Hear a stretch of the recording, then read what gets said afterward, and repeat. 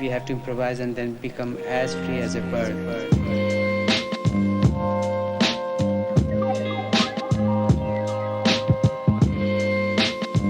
Uncle Drew, the ankle taker. World B flat. There have been very few artists of the hardwood that contain as much wizardry as Kyrie Irving.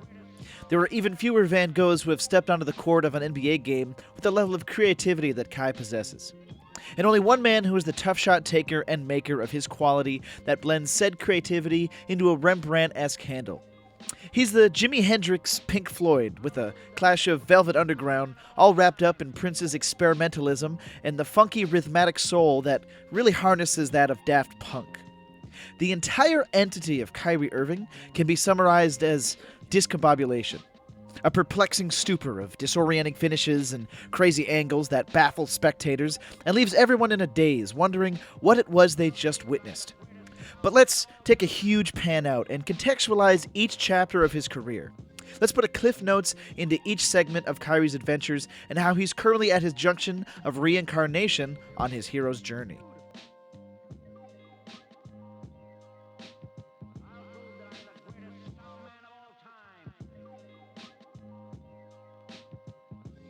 His first few steps into the NBA were explosive, to say the least. He spent some time in Lumbridge slaying goblins at Duke, but it was a very brief stint. But enough of an impact for the Cavs to take him first overall in the 2011 draft. Let's get one thing clear. Rookie Kyrie Irving was something so special that the stat line of 18, 3, and 5 just doesn't do it justice. He came onto the scene as an elite shooter, an elite finisher, and one of the most dazzling players we've ever seen. But that was just the tip. Just the beginning of what was to come. He was an immediate all-star in year 2. The Cavs were absolute dog-ass, but individually, Kyrie was brilliant. He strung together 3 consecutive all-star appearances, as well as an all-NBA appearance in year 4, until LeBron's return in the summer of 2014.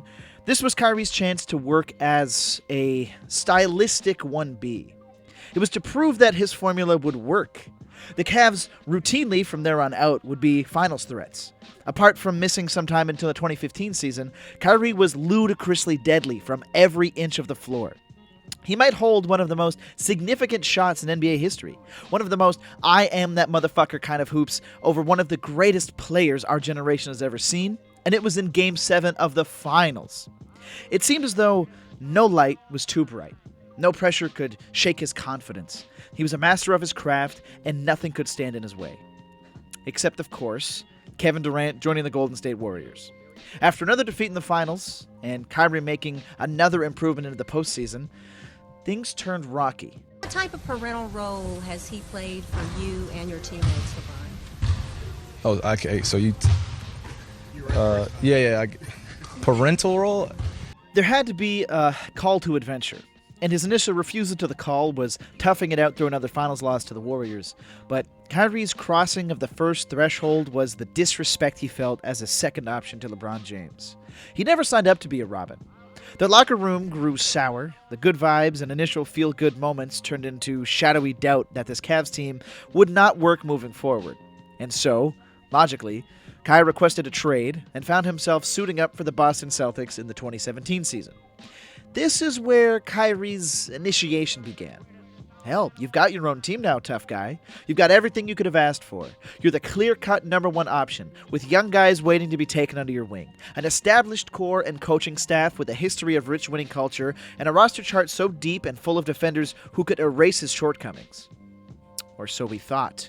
His initial season was in and out with another knee injury. We all remember the horrors of Gordon Hayward's leg, and the following season was rough, to say the least. He was still the same Kyrie, but something seemed off. He was distant in interviews addressing the chemistry of the team. He was less than enthused when addressing fans and teammates about locker room culture, and Boston media did very little to quell the murmurs of him not re-signing with the team. I appreciate that, Scout. I joined in, but I shared it with some of my teammates as well as the organization and everyone else in Boston. If you guys will have me back, I plan on re-signing here next year.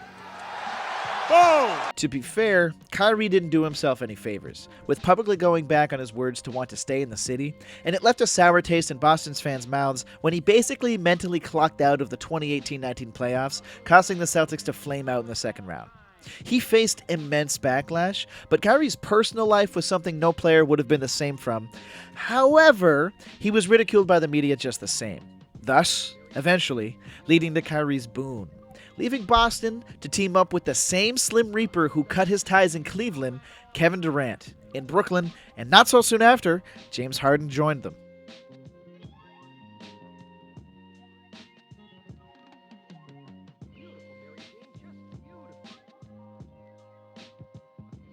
On paper, this was the temptress for Kyrie.